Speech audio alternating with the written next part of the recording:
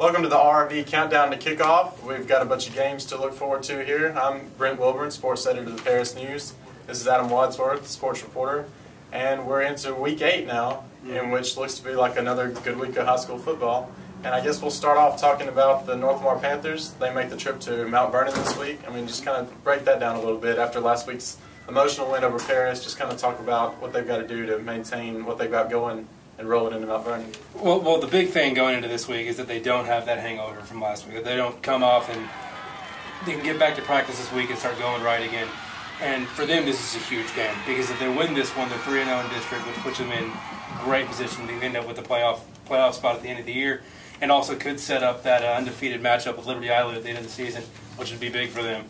And our other big matchup in 3A football is the Paris Wildcats versus Pleasant Grove. What are your thoughts going into the beginning of that game? Well, Pleasant Grove's coming to town with a 1-1 district record, and the Hawks have been a pretty solid team from everything that I've heard from Coach Smith and some of the players, and it just seems like it's shaping up to be a pretty good game. Coach Smith knows that his Paris squad has to have a win this week.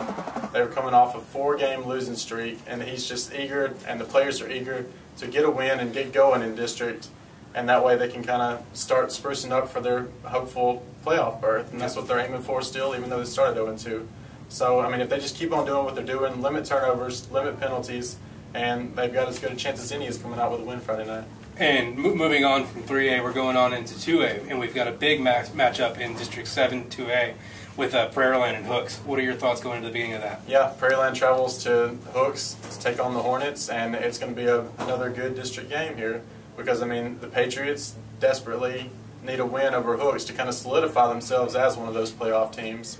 And they came off very, very close to knocking off New Boston, who many think is right up there with Dangerfield at the top of that district. So it'll be interesting to see how they respond against Hooks' speed Friday night.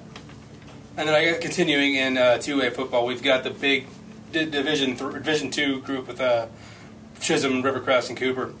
All three of those schools are in action this week, and all pretty big games. To start off with, Cooper has played a great few games recently. Starting quarterback Ty Huey has put up about 160 yards through the air and then another 60 or so on the ground in that last game. And they're in contention right now for the lead in that district if they can continue to win. What about what's going on with Chisholm and Rivercrest? Chisholm is hosting Paul Pewitt. That's just a smash-mouth team. They're going to come at you, they're going to be physical, and they're going to just run it at you, and you got to be able to stop it. And then Rivercrest, they host DeKalb in a game that is very, very crucial for the Rebels if they want to stay in playoff contention to kind of knock off the 2-0 DeKalb Bears. Right. And then transitioning into single-A division football, we've got a big matchup coming up in a week with Clarksville and Honeygrove, which are in the same district. They've got Bowles and Celeste, respectively, this week. But the big one is when they face each other for what could very well be the district championship next week. Right, and those are both big games, but I mean, the main thing is don't overlook Celeste, right. Don't overlook Quinlan Bowles, because they can easily come back and bite you in the butt if you're kind of looking ahead to a possible matchup for the district championship next week between Honeygrove and Clarksville. Definitely. And then in other Class A action, the Detroit Eagles are going for a district championship in their own district as they travel to face Era Friday night, and both teams are desperately looking for a win. Detroit coming off a 64-6 win over Savoy last week. Big win. So if they can get a win over Era here this week, they're in good shape to come away with the district championship in that district.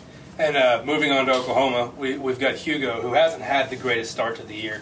They're 0-7 right now, and they're 0-3 in district. But to their credit, they've played a lot of really good teams. Their best possible chance so far this season for a win comes this week when they're playing on Thursday this week, and they're playing Eufaula in Oklahoma. And Eufaula's 2-5 going into the game, but they are coming off a big win over Spiro last week, who beat Hugo a couple weeks ago.